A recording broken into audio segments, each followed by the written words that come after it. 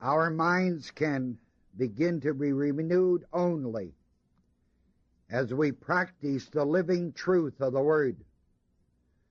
The Word has to become as real or more real to you than the word of any human being, or the word of your banker, or the word of an attorney or lawyer or governor or anyone else. The Word has to become a living reality and truth for you. Beloved, now are we the sons of God. When?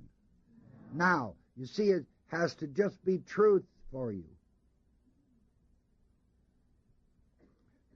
The Word is always personal, people. It is addressed to us. In the church epistles and pastoral epistles that I mentioned when I opened tonight. And being addressed to us, that word addressed to us is literally a lamp unto our feet and a light to our pathway. So we study the Word and live it. If you do not study the Word and live it, you're going to be a spiritual cripple. You may be born again, but you're spiritually crippled because you do not know the Word. And then we have to adjust our life to the Word and quit just being a talker. We have to be doers of the Word. In James chapter 1,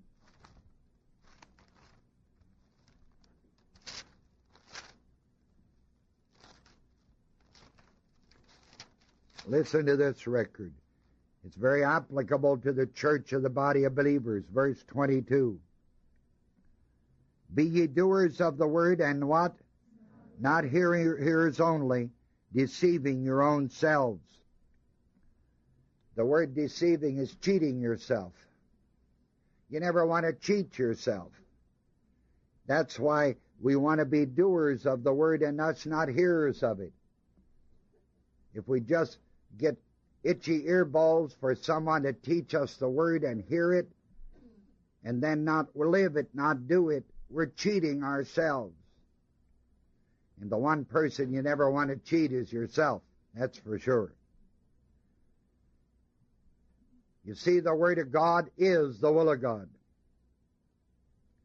The Scriptures are the Word of truth. But we only have the true Word in the proportion and to the degree and extent that we rightly divide it. Remember that record in 2 Timothy is a 2:15, study to do what? Unto whom? As a workman who needeth not to be ashamed, rightly dividing the word of truth.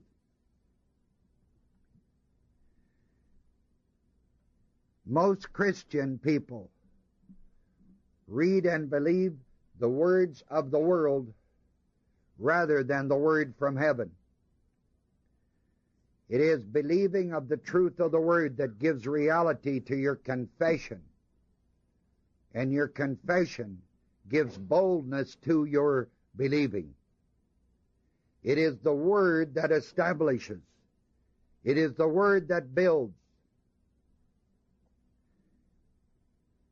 You have to count upon God and His word above your abilities, weaknesses, or circumstances. You have to count on God rather than to lean on the arm of flesh. And to lean on what the world says is to lean on the arm of flesh. Proverbs says this, lean not to your own understanding, do not lean on the arm of flesh. Proverbs 3:5.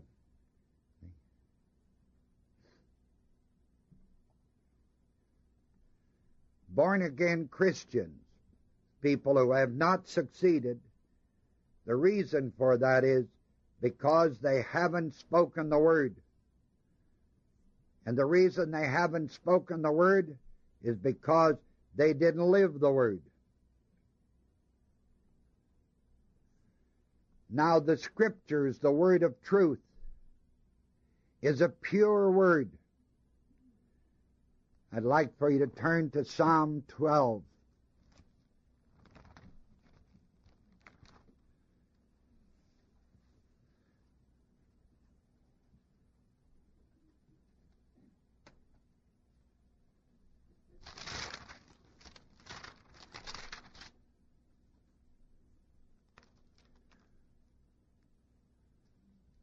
Psalm 12.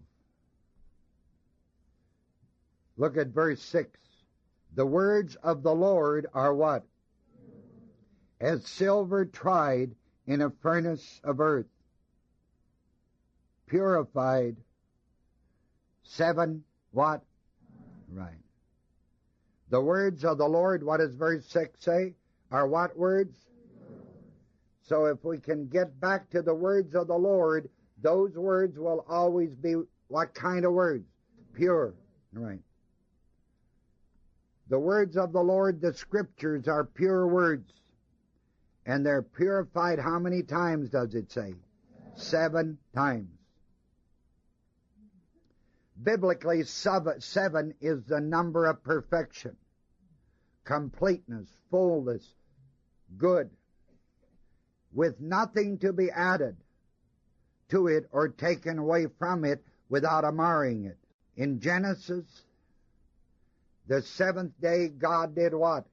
Rested from all the work of creation because it was perfect. The Sabbath, or the 7th day of the week, is to be a day of rest. It is interesting that the number 7 completes the colors of the spectrum and the rainbow, and in music, the notes on the scale. Now the Lord uses in the Scriptures words pertaining to this world, but they're purified to perfection.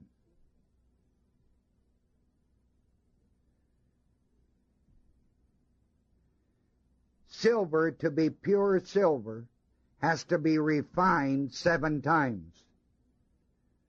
So words that are used in the Word have to be perfectly purified before they can be used as the words of the Lord. That's why the words of the Scriptures are pure words. They're not angelic words. It's not, though I speak with the tongue of angels. They're not angelic words, but they are pure words. Do you understand?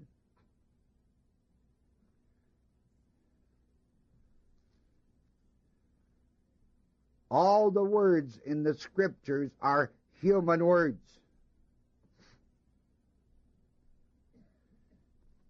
That are used by men on, or have been used by men on this earth. Therefore, God had to perfectly purify those words in the usage of the Scriptures or of the Word, as silver is purified in a furnace, before God could use those words in the Scriptures.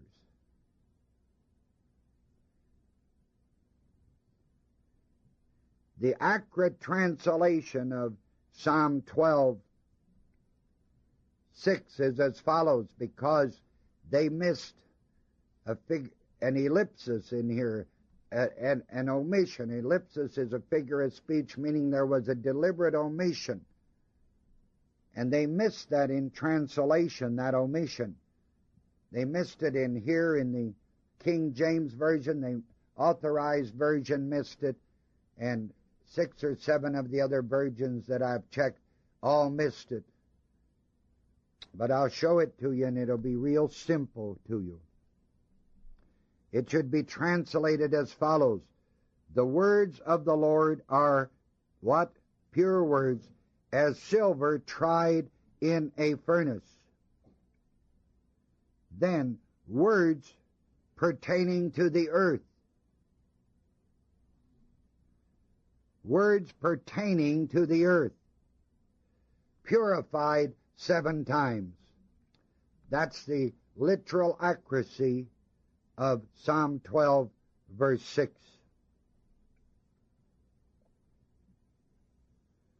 The words of the Lord are pure words, as silver tried in a furnace. Words pertaining to the earth. The ellipsis is words. Words pertaining to the earth, that are purified how many times? That's right. How beautiful the Scriptures are when you work them to see these wonderful words, and how God elevated them and uses them, and how He purified them. Some words that people used in their vocabulary in that day and time when the Scriptures were originally written, God never uses in His Word. But those that are used, He purified them and elevated them, lifted them up. Like silver tried in a furnace, burned in a furnace, purified 7 times so that it's perfectly, perfectly pure. That's this word of truth. And to know the word of truth and to hold it as the true word in your life is going to indicate the footprints of your confession, which is manifested in the action in your life. Because action is the fruit of thought. What a man does is really what he thinks. Proverbs says, Proverbs 23:7, as a man thinketh in his what? So he is. See it? As a man thinketh. And that great one in Philippians, we got to read that one completely again. Philippians.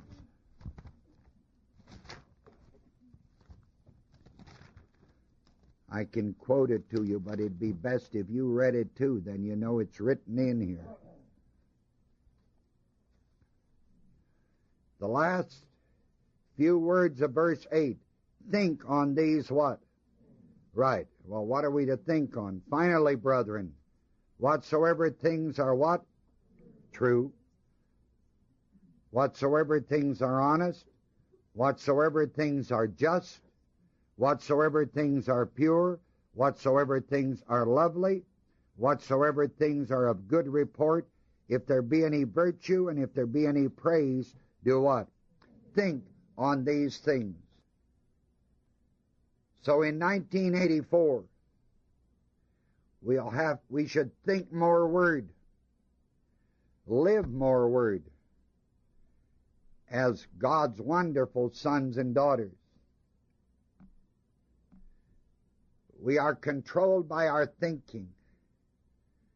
We do not go any further in 84 than we think we're going to go. And our thinking is conditioned by what we're taught. And you cannot believe any bigger than what you're taught.